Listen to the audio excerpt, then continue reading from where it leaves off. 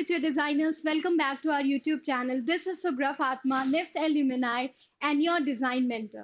So guys, आज हम discuss करेंगे यूसीट की 4 मंथ्स की strategy. Okay, so basically UCEED exam जो है वो जनवरी में ही होते हैं, राइट? तो क्या स्ट्रैटेजी होनी चाहिए इसके लिए? आप सबके बहुत ज्यादा कमेंट्स आ रहे थे कि मैम हमें स्ट्रैटेजी, एक प्रॉपर स्ट्रैटेजी जाननी है इसकी, ताकि हमारे लिए इजी हो जाए इसको क्रैक करना, राइट? सो चलिए स्ट्रैटेजी देखते हैं कि क्या हो सकती है यूसीट के लिए. Pre exam approach. पहले एग्जाम अप्रोच को समझने की कोशिश करते हैं. तो पहला पॉइंटर है वो है familiarise yourself with exam pattern. मतलब सबसे पहले स्ट्रक्चर ऑफ एग्जाम और एग्जाम कैसे होता है, राइट? इसका पैटर्न क्या है, वेटेज कितना है, राइट? कैसे मार्क्स डिस्ट्रीब्यूटेड होते हैं, कौन कौन से टॉपिक आते हैं, ये कवर करने की कोशिश करिए. कैसे? आप ऑफिशियल वेबसाइट पे जाइए यूसीट की और वहां से सिलेबस को डाउनलोड कर लीजिए. Okay, next, review the syllabus. जब आप सिलेबस को डाउनलोड कर लेंगे तो उसमें से टॉपिक्स देखिए कौन कौन से टॉपिक्स हैं, राइट? कौन कौन से टॉपिक्स वो बोल रहा है कि आ सकते हैं. ओके, और ये सारी चीजें आपको ऑफिशियल वेबसाइट पे ही सही मिलेंगी. बहुत सारी ऐसी रैंडम साइट्स है जो कि दावा करती है कि ये सिलेबस है, लेकिन मैं आपको हमेशा बोलूंगी ऑफिशियल वेबसाइट पे जाने का. नेक्स्ट, चलिए देखते हैं वेटेज की मार्क्स कैसे डिस्ट्रीब्यूट होते हैं. ओके, और कैसा क्वेश्चन पेपर का पैटर्न होता है. तो पार्ट ए में type of question, number of question, marks for incorrect, correct and attempted. ठीक है, ये समझने की कोशिश करते हैं. तो पहला होता है एनएटी, जिसको हम कहते हैं न्यूमेरिकल आंसर टाइप. इसमें 14 क्वेश्चन आते हैं. मार्क्स होता है करेक्ट आंसर के लिए 4 और रॉन्ग आंसर के लिए 0. ठीक है, marks for question not attempted again 0 and for total mark for this section is this 56. अब मल्टीपल सेलेक्ट क्वेश्चन, दूसरा कैटेगरी होती है एमएसक्यू की, मल्टीपल सेलेक्ट क्वेश्चन, जिसमें 15 क्वेश्चन आते हैं और इसमें पार्शियल मार्किंग होती है. ठीक है, हर इनकरेक्ट रॉन्ग आंसर के लिए आपका -1 होगा और नॉट अटेम्प्टेड के लिए 0, जिसमें टोटल हो जाएगा 60. नेक्स्ट है मल्टीपल चॉइस क्वेश्चन, जिसे हम एमसीक्यू भी कहते हैं. इसमें 28 क्वेश्चन आते हैं और करेक्ट आंसर के लिए 3 मार्क्स मिलते हैं और रॉन्ग आंसर के लिए -0.7. ठीक है, 1 जो है वो डिडक्ट होते हैं. 0 अगर आपने अटेम्प्ट नहीं किया है और टोटल 84 हो गए. ठीक है, अब इन सब को मिला के टोटल नंबर ऑफ मार्क्स होते हैं सेक्शन के 200. ठीक है, 200. Next, aptitude syllabus for UCEED exam. चलिए एप्टीट्यूड को पहले समझने की कोशिश करते हैं कि एप्टीट्यूड में क्या क्या टॉपिक कवर होते हैं. पार्ट ए में विजुअलाइजेशन ऑफ स्पेटियल रीजनिंग. ठीक है, इसमें visualisation of 3D shapes, hidden figure and block counting, rotated blocks, matching pieces and parts, spatial analysis, understanding pattern, eye hand coordination, surface counting. Practical और scientific knowledge में gear and pulley problem, tool knowledge, basic physics concept, force, centre of mass, gravity, couple of force और inertia. ठीक है, ये सारे topics होते हैं. फिर ऑब्जर्वेशन और डिजाइन सेंसिटिविटी में फॉन्ट, ठीक है, analysis, spot the different, puzzle, digital number and 8 pieces. ठीक है, tracing and figure tracing without lifting pen. Okay, ये सारे टॉपिक हो गए. फिर अगर मैं इन्वायरमेंटल और सोसाइटी में देख लूँ, इसमें general awareness of environmental, social and cultural connection with design.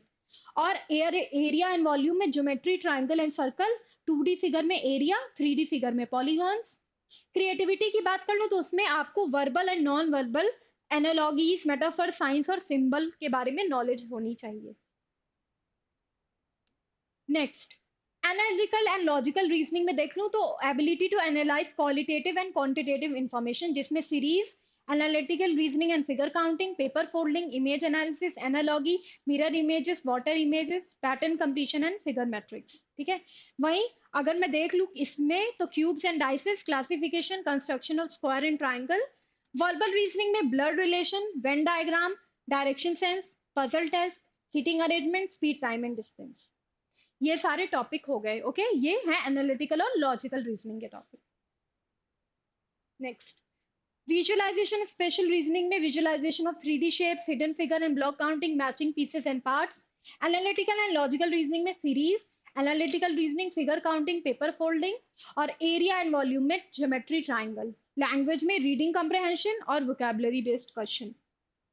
अब एप्टीट्यूड सिलेबस, ठीक है, आगे समझने की कोशिश करते हैं. इसमें लैंग्वेज जो होती है वो लैंग्वेज के बारे में बात हो रही है, जिसमें reading comprehension, vocabulary based question, one word substitution word, analogy, synonyms, antonym, word spelling, grammar based question में sentence completion, close test, idiom and phrases, error spotting and para jumbles, ये सारे टॉपिक कवर होते हैं. Next, planning and conceptualising. ठीक है, पहले तो अपने आप को फैमिलराइज कीजिए पैटर्न से कि कैसा पेपर आता है, उसमें कैसे सेक्शन डिवाइड होते हैं, और पास्ट ईयर पेपर को एनालाइज कीजिए वेटेज समझने के लिए कि किस क्वेश्चन का कितना वेटेज होता है. ओके, और कौन से क्वेश्चन आ सकते हैं. नेक्स्ट, मंथ 1 की प्लानिंग होनी चाहिए विजुअलाइजेशन और स्पेशल रीजनिंग से.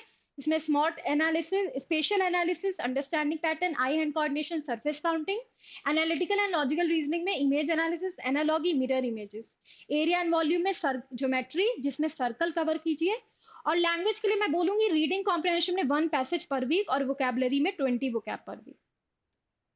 नेक्स्ट, मंथ 2 की planning practical and scientific knowledge जिसमें gear and pulley problem, tool knowledge, basic physics concept, force, centre of mass, gravity, inertia, font analysis, spot the difference, puzzle, digital number and 8 pieces, tracing without lifting pen. Okay, and analytical and logical reasoning में pattern completion, figure matrix, cube, dices, classification, construction of square, triangle and blood relation. Area और volume की बात करूं तो 2D figure में area, perimeter related question, and 3D figure में polygon, surface area, volume related question. Language में reading comprehension 2 passage पर week and vocabulary based question 40 vocab daily. Month 3 की प्लानिंग होनी चाहिए क्रिएटिविटी जिसमें आपको verbal, non verbal, analogy, metaphor, sign और symbol समझने की कोशिश करनी चाहिए.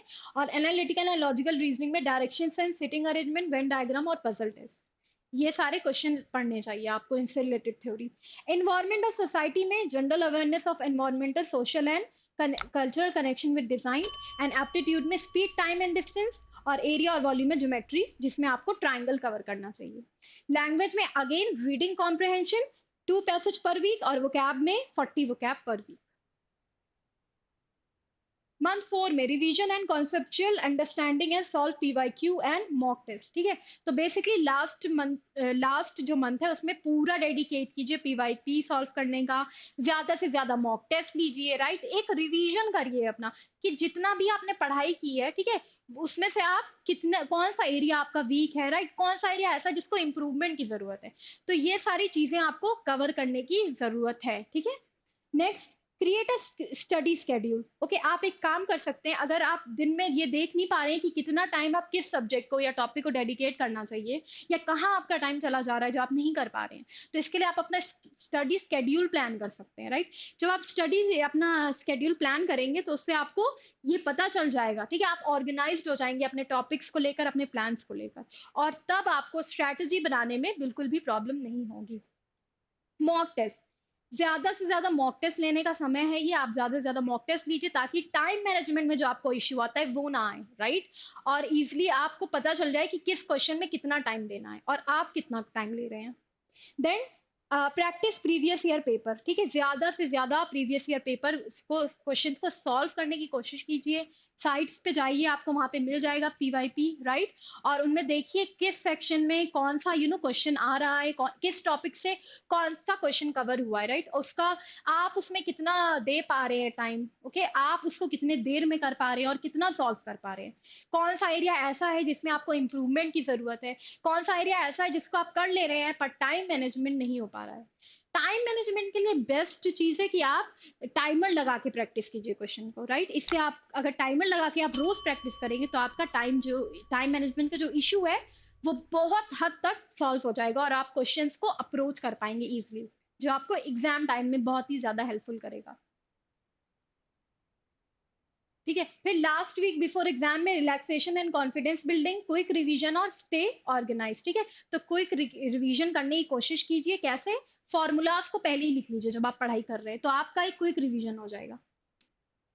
पार्ट बी में टोटल नंबर ऑफ क्वेश्चन 100 आते हैं. ठीक है, 100 sorry total number of question 2 आते हैं 100 मार्क्स के, जिसके लिए आपको 60 मिनट मिलता है. फर्स्ट स्केचिंग होता है 50 मार्क्स का और सेकंड में डिजाइन एप्टीट्यूड 50 मार्क्स का.